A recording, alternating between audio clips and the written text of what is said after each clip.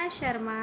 आज आपको कक्षा 8 का पाठ 8 यह सबसे कठिन समय नहीं है कि समरी और क्वेश्चन आंसर कराऊंगी। इसकी लेखिका है प्रस्तुत जया जाधवानी जी।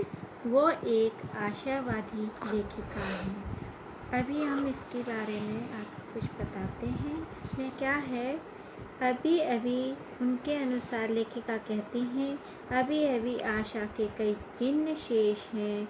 अभी अभी चिड़िया की चोंच में तिनका कठिन समय होता तो वह चोंच में तिनका नहीं होता। पशु पक्षियों को भी उनका भोजन पर्याप्त रूप से मिल रहा है। पेड़ पौधों और रेलगाड़ियों तथा सबका आना जाना लगा हुआ है।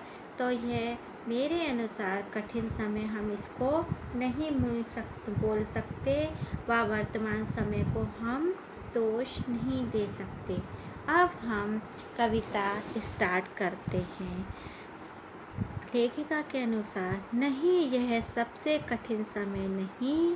अभी भी दवा है चिड़ियों की चोंच में तिनका और वह उड़ने की तैयारी में है। अभी भी हुई झड़ती हुई पत्ती। लेखिका के अनुसार, नहीं, यह सबसे कठिन समय हो ही नहीं सकता। कठिन समय होता तो चिड़िया और पशु पक्षियों को उनका दाना पानी नहीं मिलता। जानवर जो होते हैं उन्हें उनका भोजन नसीब नहीं होता। एक जगह से दूसरी जगह आवागमन रेलगाड़ियाँ अपने गंतव्य स्थानों की ओर नहीं जाती। चिड़िया भी अपने तिनके को लेकर उड़ने की तैयारी में है और पत्ते की झड़ती हुई पत्ती को एक हाथ अभी भी पकड़ने को तैयार है। तो लेखिका के अनुसार यह समय बिल्कुल भी कठिन समय नहीं है। हम इसको यह सबसे कठिन समय नहीं मान सकते हैं। थामने को बैठा है एक हाथ एक, अभी भी भीड़ है स्टेशन पे। अभी भी एक रेलगाड़ी जाती है गंतव्य तक, जहाँ कोई कर रहा होगा प्रतीक्षा। अभी भी कहता कोई किसी को, जल्दी आ जाओ कि अब सूरज डूबने का वक्त हो गया। अभी कहा जाता है उस कथा का आखिरी हिस्सा जो बूढ़ी नानी सुना रही है सदियों से दुनिया के तमाम बच्चों को। अभी आती है एक बस अंतरिक्ष के पार की दुनिया से लाएगी बचे हुए लोगों की खबर। नहीं, यह सबसे कठिन समय नहीं है। अभी भी एक हाथ ऐसा है जो गिरती हुई पत्ती को थामने बैठा है, पकड़ने बैठा है। अभी भी स्टेशनों पर भीड़ है।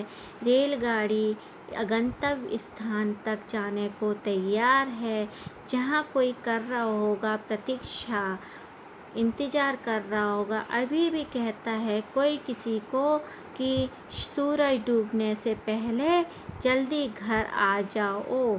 अभी कहा जाता है उस कथा का आखिरी हिस्सा जिसमें बच्चों को बूढ़ी नानी अपनी सदियों पुरानी अपने ज़माने की कहानियाँ, तमाम कहानियाँ सुनाती थी।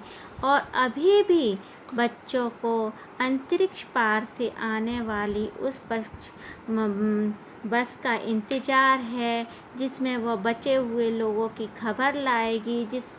और अभी भी बच्चों को परियों वाली अंतरिक्ष से परी आएगी और वह बच्चों के लिए कहानी सुनाएगी। तो लेखिका एक आशावादी कवि हैं। उनके अनुसार जब सब कुछ अच्छा चल रहा है तो नहीं, यह कठिन समय नहीं हो सकता है। वर्तमान समय को हम बिल्कुल दोष नहीं दे सकते हैं। जब तक लोगों में प्यार लगाव की भावना है, तब तक हमें आशा का दामन नहीं छोड़ना चाहिए। यही इस कविता में लेखिका ने बताया है। तो बच्चों, इस काव्यांश को हमने यहीं समाप्त किया, कविता को यहीं समाप्त किया। अब मैं इसके प्रश्नोत्तर आपको कराती हूँ। तो अपन प्रश्नोत्तर स्टार्ट करें। पहला प्रश्न क्या है? यह कठिन समय नहीं है यह बताने के लिए कविता में कौन कौन से तर्क प्रस्तुत किए गए हैं स्पष्ट कीजिए। तो इसका उत्तर है बच्चों, यह कठिन समय नहीं है यह बताने के लिए कवि ने निम्नलिखित तर्क दिए हैं। पहला, अभी भी चिड़िया की चोंच में तिनका दबाए उड़ने को तैयार है क्योंकि वह नीड़ का निर्माण करना चाहती है। नंबर 2, एक हाथ झड़ते ही पत्ती को सहारा देने के लिए बैठा है। नंबर 3, अभी भी एक रेलगाड़ी गंतव्य अर्थात पहुंचने वाले स्थान तक जाती है। नंबर 4, नानी की कथा का आखिरी हिस्सा बाकी है। नंबर 5, अभी भी एक बस अंतरिक्ष के पार की दुनिया से बचे हुए लोगों की खबर लाएगी। नंबर 6, अभी भी कोई किसी को कहता है कि जल्दी आ जाओ सूरज डूबने वाला है। तो बच्चों, अपना पहले प्रश्न का उत्तर यहीं समाप्त होता है। अब मैं स्टार्ट करूँगी प्रश्न नंबर 2। तो प्रश्न नंबर 2 क्या है देखते हैं।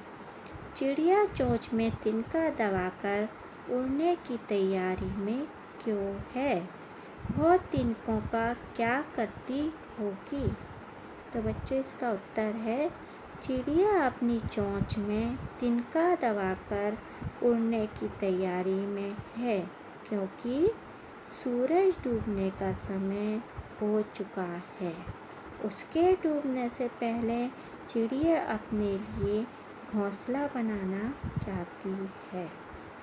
वह तिनके से अपने लिए घोंसला तैयार कर उसमें अपने बच्चों के साथ रहेगी। घोंसला उसके परिवार को सुरक्षा प्रदान करता है। तो बच्चों, अपना प्रश्न दूसरे का उत्तर भी यहीं समाप्त होता है। अब तीसरा प्रश्न शुरू करेंगे। तीसरा प्रश्न क्या बोलता है देखते हैं। तीसरा प्रश्न है, कविता में कई बार अभी भी का प्रयोग करते हुए 3 वाक्य बनाइए और देखिए उनमें लगातार निरंतर बिना रुके हुए चलने वाले किसी कार्य का भाव निकल रहा है या नहीं। तो बच्चों, इसका उत्तर है, नोट डाउन प्लीज़। पहला, मुझे अभी भी सिर में दर्द है। क्या है इसका? मुझे अभी भी सिर दर्द है। दूसरा, अभी भी गांव में बच्चे कई मील पैदल चलकर स्कूल जाते हैं। नंबर 3, हम अभी भी अंग्रेजी सीख रहे हैं।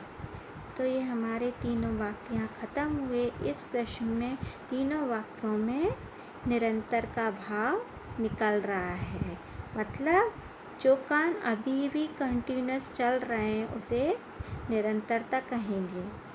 तो बच्चों, यहाँ अपना प्रश्न नंबर 3 का उत्तर ख़त्म होता है। अब स्टार्ट करेंगे प्रश्न नंबर 4। प्रश्न नंबर 4 अपना क्या बोलता है कि नहीं और अभी को एक साथ प्रयोग करके 3 वाक्य लिखिए और देखिए नहीं और अभी के पीछे कौन कौन से भाव छुपे हो सकते हैं। तो आंसर है इसका, नहीं अभी भी मेरी परीक्षा की तैयारी कम है। नंबर 2, नहीं अभी भी इमारत का निर्माण नहीं हुआ है। नंबर 3, नहीं अभी भी मेहमान आने में देर है। अभी से निरंतर चलने वाली प्रक्रिया का बोध कराता है तथा नहीं से कार्य न होने का पता चलता है। तो बच्चों, अपना पाठ 8 का व्याख्या और प्रश्नोत्तर यहीं समाप्त होते हैं। अब मैं वंदना शर्मा आपको अपने नेक्स्ट वीडियो जिसमें पार्ट 9